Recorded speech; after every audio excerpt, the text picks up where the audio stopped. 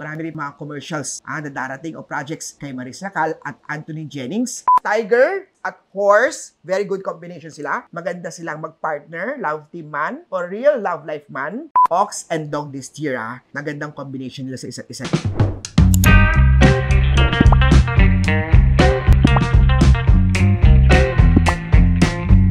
Pag-usapan natin, Rallies 2025, si Maris Lacal na pinanganak ng Fire Ox. Alam niyo ba, ang Ox element this year, maraming mga charisma, maraming mga project. Si Anthony Jennings naman na Year of the Dragon this year. Ang Dragon also, may victory at success. Ox and Dragon this year, magandang combination to para sa mag-expand ng kailang tinatawag nilang mga career, mga showbiz opportunity sila. Marami rin posible ang mga commercials na darating o projects kay Maris Lacal at Anthony Jennings na pinanganak ng Fire Ox at Metal Dragon sa 2025. Kay Donnie Pangilinan, pinanganak po siya ng Earth Tiger. Ang Tiger ngayon, prone ang mga Earth Tiger sa mga troubles. Kailangan po ma-cure ang 5 Yellow Misfortune Star ni Donnie Pangilinan. Iwas siya sa troubles. Kay Bel Mariano, na pinanganak naman yung Year of the Water Horse. This year, ang Water Horse, activated naman sa kanya ang Victory at Success. Tiger at Horse, very good combination sila.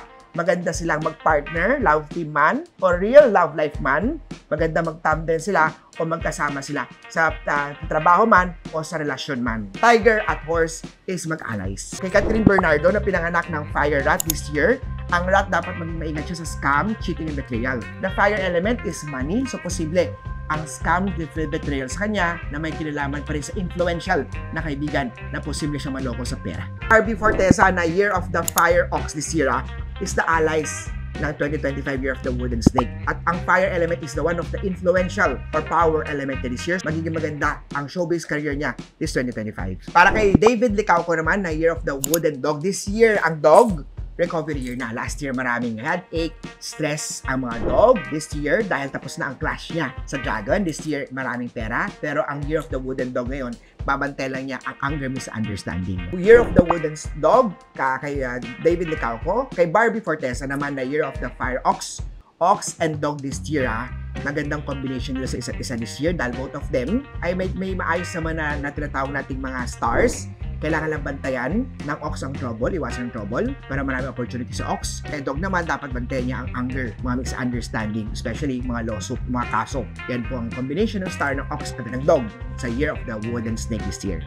Jack Roberto, na pinanganak ng Year of the Water Rooster. Dahil Rooster is love life a year to. Water element naman is yung kanyang mga friends. So marami siyang mga friends na magka-turn into romance o love life. Kay Andres Mulak, na pinanganak ng Metal Snake. Ang Snake this year, dahil may clash siya sa Year of the Snake. Pag same year kayo, Clash of the Year sa Metal Snake this year, iwas lang siya sa mga troubles. Makatulong siguro ang pagsuot o pagkaroon ng tinatawag nating mga Tai Sui Amulet o Year God Amulet Fire para sa Metal Snake na si Andres Mulak. Kay Ashton Olviga naman na Year of the Metal Snake din. Metal Snake, pares sila. Metal Snake this year, prone sila sa mga wrong decision. Huwag padalos-dalos. Huwag pa bigla-bigla. Pag-isipan maigi at makinig sa payo ng kanilang mga magulang o pagkapayo ng kanilang boss this 2025. Kay Blight naman, Andrea Brillantes na Year of the Water Goat. Maraming pera ang goat this year. Water element naman is ang mga friends niya magiging mag-turn. Pwede posible magkaroon ng mga project o mga friends niya posible magkaroon ng water element kasi this year posible magtatawag natin ng partnership with the friends, with GOAT, posible magdala ng money star sa 2025 niya. Kaya na din Lustre na Year of the Water Rooster. This year, ang Rooster na activated sa kanya, tinatawag natin Love and Romance Star. Water element naman is mga friends. So, mga friends siya na nasa network na niya na posible ang romance o love life niya this 2025. Siyempre, si Meme Vice, si Vice Ganda na pinanganak ng Fire Dragon dahil Dragon this year is the Victory at Success Star. Kakatapos lang ng MMFF na pelikula ni Meme Vice and the breadwinner is magandang success yan. Marami siyang mga success this year. We expect also sa mga Dragon this year na mas marami pang victory at success, maging hands-on lang. Dahil kayo pong gumagawa ng swerte niyo po dahil nasa inyong mga kamera sa lalay ang inyong mga tagumpay.